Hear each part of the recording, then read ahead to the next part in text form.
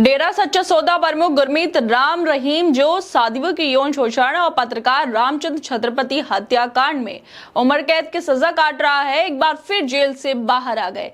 रोहतक के सुनारिया जेल में बंद राम रहीम को 40 दिन की पैरोल मिली है और वो सिरसा के डेरे के लिए रवाना हो गया। ये पहली बार नहीं है बल्कि 14वीं बार है जब राम रहीम को जेल से बाहर आने की मंजूरी दी गई हो। सवाल उठता है कि क्या अब सजा सिर्फ नाम मात्र की है? क्या कानून कुछ खास लोगों के लिए नरम और बाकी देश के लिए सख्त हो चुका है? एक तरफ बीजेपी सरकार इस दोषी पर मेहरबान दिखती है जिसे बार बार जेल से बाहर आने की छूट मिल गई है, वहीं दूसरी तरफ विपक्षी नेता राहुल गांधी से देशभक्ति का सर्टिफिकेट मांगा जाता है।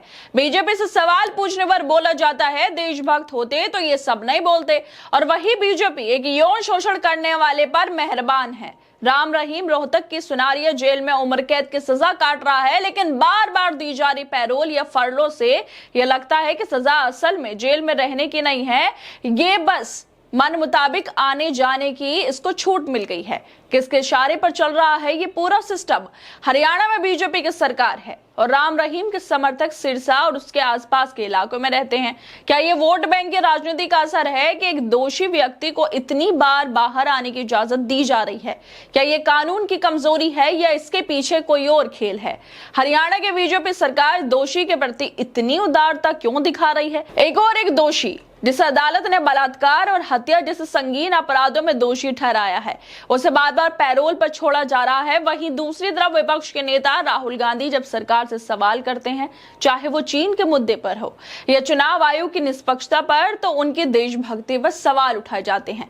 क्या अब यही लोकतंत्र है जहां सवाल पूछने वालों को बोला जाता है देशभक्त होते तो ये नहीं बोलते, और दोषियों को धार्मिक आस्था का नाम देकर बार बार छूट मिलती है?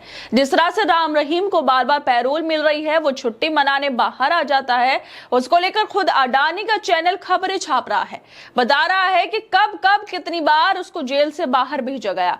एनडीटीवी जो अडानी का चैनल है, वो खुद बीजेपी की सरकार जिस यौन शोषण के दोषी पर मेहरबान हो रही है उसको लेकर खबरें चला रहा है। कह रहा है कि बर्थडे मनाने के लिए अब आया बाहर। राम रहीम 2017 में सजा मिलने के बाद से 14वीं बार बाहर आया है, लेकिन सबसे बड़ा सवाल यही है, राम रहीम पर खामोशी, उसे खामोशी से जेल से कुछ दिन की छुट्टी मिल जाती है और राहुल गांधी को सवाल पूछने पर फटकार लगती है। राम रहीम को, एक दोषी को 14वीं बार पैरोल किस आधार पर मिली? अगर राहुल गांधी सरकार से सवाल पूछे तो कोर्ट में खींचा जाता है, लेकिन दोषी राम रहीम को बार बार रिहा करना कोई मुद्दा क्यों नहीं बनता? क्या राम रहीम की बार बार रिहाई से समाज में गलत संदेश नहीं जा रहा? एक सजा याफ्ता अपराधी जिसने साध्वियों का यौन शोषण किया और एक पत्रकार की हत्या में भूमिका निभाई, उसे बार बार जेल से बाहर आने की छूट देना क्या बलात्कार पीड़ितों और उनके परिवार वालों के जख्मों को कुरेदना नहीं है?